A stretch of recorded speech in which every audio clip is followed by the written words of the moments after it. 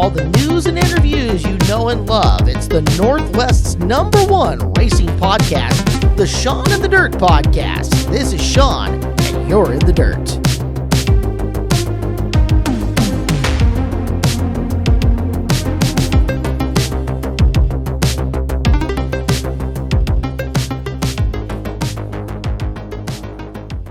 All right, Sean the Dirt, with your winner of night 1 of the Dirt Cup.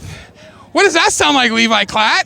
Absolute insanity. That has to be the coolest experience I have ever had in my life. And I cannot put anything into words right now. I'm just outside of myself. 77 must be good luck, huh? I guess it is. If you would have told me that last week, I'd have told you it was crazy. But we got her rolling tonight and just, made a couple of missteps early, but we fought back and got back on our feet and just killed it, I guess.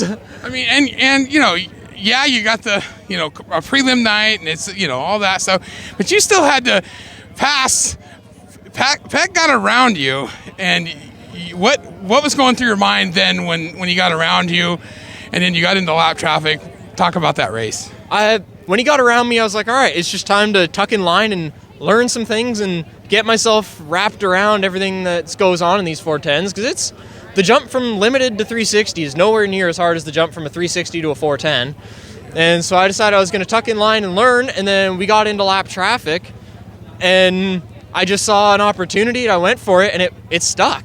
So I just didn't look back. And then the caution came out. That probably saved me, because he was going to get it back around me in turn 1 there. And then with the way we run the split yellows here, it really worked out in my favor. Yeah, and so first 410 win, right? Yeah, it's the first 410 win. I'm keeping a good streak going of winning the first year, winning in my rookie year. So that's been nice to keep going. And to do it at Dirt Cup is just something special. I've only missed 1 Dirt Cup, and it was because I was stuck in Canada for COVID. So to get my first 410 win at Dirt Cup against the best in the West Coast is just means something else to me. I really can't put it into words right now. I can't wrap my head around it. You had your whole fan club behind me, all your family and everybody, and man, they were going absolutely nuts, as you would expect. They're a very animated bunch and very dedicated. I love my fans. We couldn't do it without them, It really is a family affair, Me, my mom, my dad, Rick and Randy, we all put so much into making this whole program work. To have it pay off like this is unreal. Now, how do we get focused on night 2 and night 3? Just keep driving. Just keep learning, and that's the biggest thing too, is I just need to keep learning, because I know there's more in the car and there's more in me. So just keep moving forward and keep learning. Was there maple syrup out there tonight? You bet there was. All right. A lot of it. That's probably the most maple syrup I've drank for a win. Well, that would be some good pictures, huh? Oh, yeah, they'll be amazing pictures. Race Car Illustrated will have them posted here hopefully shortly. Nick's always on it, huh? He is on point. I got to thank Chilliwack Ford, Race Car Illustrated, obviously, Capstone Plastering, Orca Auto Sales, Triplex Race Co., TM Anderson, Cogswell Cogs, everybody, Western Gas Co., everybody that helps us out, and all the fans that come out and support the races every weekend. We couldn't do it without all of you guys. And anybody that I'm forgetting, I could barely remember my own name right now. All right, we'll get back to the fans, okay? Sounds good, Sean. Thank you. This is Sean, and you're in the dirt. Shane Golobic joins right now. Hey, it's a good first night of Dirt Cup for you, huh? Kinda? Better than last year, for sure. That's for sure. So, yeah, anytime you go from the pole to around third, it's nothing to be too excited about, that's for sure. But overall, running third's not horrible. We just need to get timed in a little bit better. I don't think we're going to be sitting too nice in points with that run. So, luckily, we won't be last car out to qualify tomorrow. We'll be first car, I believe. So that'll be helpful, and hopefully we can time in nicely and have a good night. You guys circled this on your calendar earlier in the year? Yeah, for sure. We've been trying to make it a point to come here. My first one, I think, was 2022, and then we've come every year since. It's a cool place to come up and race, and obviously huge money on the line, and packed grandstands and pretty good surface every night. So it's kind of a no-brainer to come up here and try and compete with these guys. And aren't ever able to make those fastest 5 days work beforehand on the way up here, but we make sure we still come up for this. Yeah, it's kind of cool. I only get to see you race, a couple times a year, but of course I watch you on all the flow because. Yeah. Of course, there's a lot of times you're on TV and you're always consistently up there. What is so different about this track than the tracks you see in California? There's a lot of things that are different. It's the content of the dirt is different. The shape of the racetrack, size of the racetrack, pretty much everything about this place is different. And a lot of the things like what we were talking about today, a lot of the stuff we do in California, car-wise, driver-wise. Just doesn't work as well as it does here. It's just a very different, unique place. As you can see tonight, like Levi Klatt, he did an awesome job, and he obviously knows how to get around this place. And so, it's cool to see something like that guy get I think it's his first win. So yeah, I mean, it's really weird how there's some oddball, like different cars that are just really, really fast around here, and I can't really figure out how to get ours to go that fast, but we're working at it. And it's a cool, challenging place, and very different from what we do, so it's really cool to kind of come up and try and rack our brains a little bit to try and make our car faster. Well, and James, look at James. I mean, he had a really rough night, and he couldn't be stopped for 4 or 5 nights there coming up here. Yeah, for sure. I mean, anything in the sprint car world nowadays, any of these races you go to, it's so tough. These everybody's so fast. Everybody's got good equipment. Racetracks get racy, and all these guys have a lot of talent, and it shows like, Levi Clatt can come and win a race. It's anybody can really do it on any night if things go correctly for them. So, it makes it tough, and hopefully tomorrow we can build on our speed a little bit and hopefully have a little bit better night. Well, if anyone can figure it out, I'm sure it's you guys. Yeah, we hope so. My guys are going to work hard. Dustin and Gary are working hard. Dustin came up with you? Yeah, Dustin. Oh, yeah, my brother Dustin's. He's crew chief, and then my cousin Gary. He's the tire guy. It's just the three of us. As far as the workers, and we got a whole daycare system in there. We got Dustin's 5-year-old or 5-month-old, my 5-year-old, my 4-year-old. We got grandma and grandpa. We got the girls, all the stuff. So yeah, it's a little bit unconventional of a race team, but we make it work, and it's fun. All right. NOS has been with you so long, haven't they? Yeah, they have. It's super cool to be representative of NOS and have them back us for so many years now, and. We try to make sure we can come up on these big stages like this and try and represent them well and putting it on the podium. You'll be okay right here. Okay. Putting it on the podium's a good step in the right direction, but we want a little bit more for those guys and Lauren and everybody at NOS. They're the ones that make this happen. Between them and Matt, our car owner, and MV Drywall, we've got a couple other supporters, but we're really lucky to be a part of the NOS Energy Drink, and hopefully we can keep it rolling. All right. Well, good luck tomorrow night. Yeah. Thank you. This is Sean, and you're in the dirt.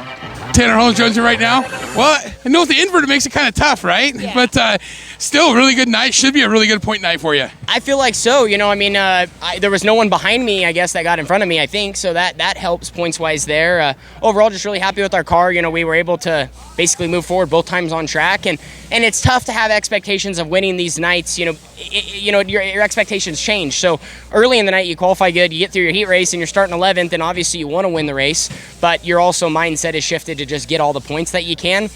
With how many good cars there are here, you invert 16, it's tough to come from outside the top 10, even outside the top 8, and really win the show. So racetrack tonight, too, was just, really narrow in 3 and 4. A lot of guys running down low, so that made it difficult. We just had one side of the track, and I thought, honestly, for us to go 11th to 5th, really with how the stop and goes were, was actually really good, just because there wasn't just as many opportunities to pass. Yeah, it looked like you were on the gas going into 1 and 2, and you really had to whoa up going into 3 and 4 tonight. Yeah, everyone was kind of slowing up just because, the berm didn't get watered, and so it was really dirty. So guys were getting into it a little bit, and it was dragging a lot of really loose material across the track and just dirtying up the surface.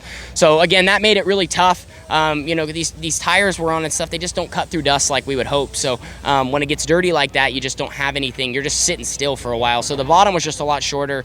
I basically made all my moves on restarts. Guys, we'd all kind of protect, on the backstretch restart deal. And then when guys would split into 1 and 2, if they, zigged, I tried to zag, you know what I mean? And just if they went high, I went low. They went low, I went high. And it kind of worked out perfectly when I went 9th all the way to 6th just in one lap because I got a run off of 2 and then cut low and got a few positions. So overall, no, it was a good night. I felt like we made the most really of, we easily could have been, only past 2 or 3 cars, but we were able to just get a few more.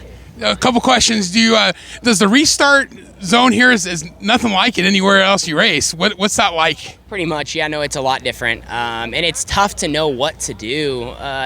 Basically the whole race, I kept telling myself, man, if you don't pay attention to the top of 3 and 4, it might sneak up on you, and because guys are notorious that they will just rip right around you when you're not expecting it. But tonight it was just too dirty, so I just eventually I gave up on it. I was trying to run the second lane, the third lane, and the yellows kind of played in my favor to keep me in my spot. And finally, I just tucked into line and said, I'm not going to get nothing on the start, and I had to, redo my game plan and then focus on 1 and 2. But yeah, it's just tough. Everyone gets super jammed up, because you're all looking at the leader, but you're also looking at the guy ahead of you. It's easy to run into each other there and get yourself in a bad spot. So it's just all about carrying good momentum and getting the race started.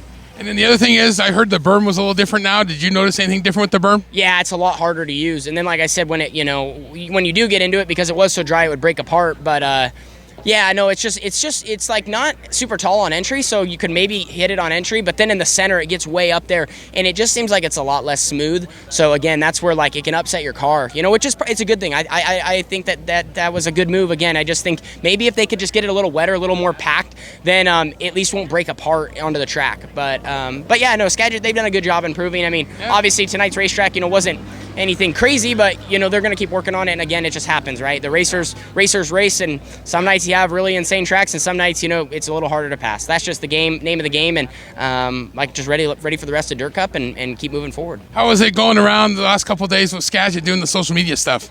A lot of fun. I mean, for us, it's good because the team, it gets me away from the team a little bit in the sense of just these guys can work. Oh, Tanner, get him away. These guys can keep working hard, and then I can go kind of do some other things and let them do their job. If I'm hanging around here too long, I'll be directing everyone too much. So no, they do a great job during the week, and like I said, we kind of had a decent speed, decent fastest 5 days, and now feeling back at Skagit, it just feels like we're a little bit, it's funny, all that stuff was home, but Skagit, there's just something about this place I love for the Northwest. So I feel like we unloaded really well, and looking forward to the rest of the week. I think we got something to really work off of, which is cool because, obviously just Carly and I here, and Tazen and Matt and my family. So, we're I guess, I don't know if you call us a little team or a medium team, big team, whatever. We're just having fun.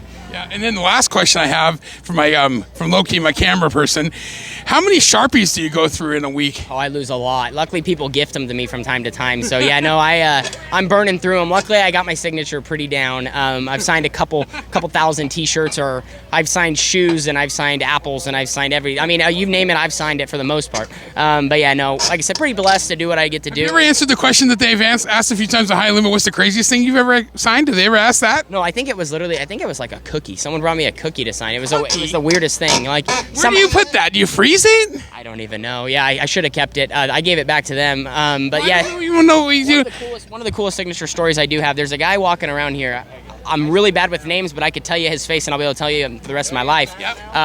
I signed his arm, and then he went and got it tattooed. Oh. So he tattooed my signature on his arm. That was impressive. That's fantastic. Yeah, so we got great fans. The Northwest doesn't get enough credit for the people around here, and obviously just a prelim night, but it's going to keep building. There was actually a good crowd tonight for just a Thursday prelim at Dirt Cup. I think we need the Tanner Holmes cookies that you can start signing for people. What do you think? Might have to. Hey, I remember the Ken Griffey Jr.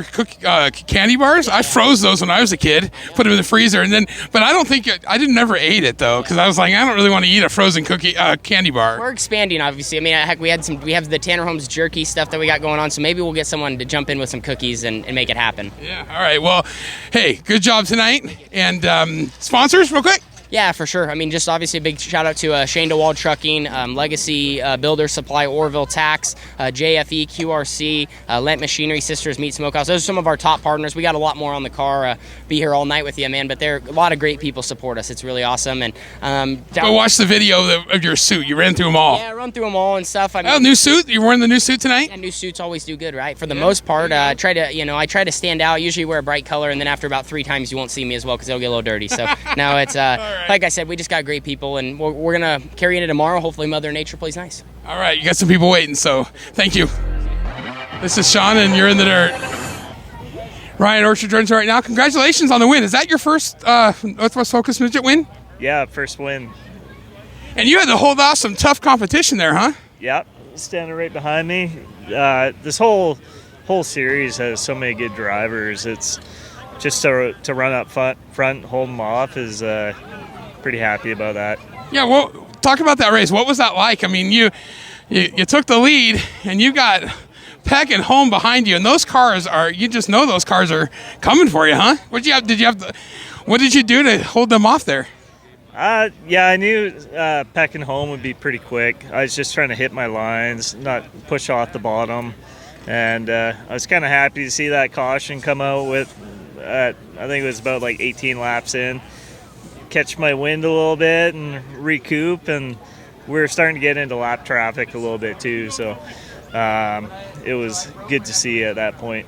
Yeah. How many races have you had in this Focus Midget? This is our second year. Yeah, we ran about 3/4 of the races last year, and then built a new car and this year, and okay. Yeah, so we're trying to run all the shows this year. Okay, and where are you from?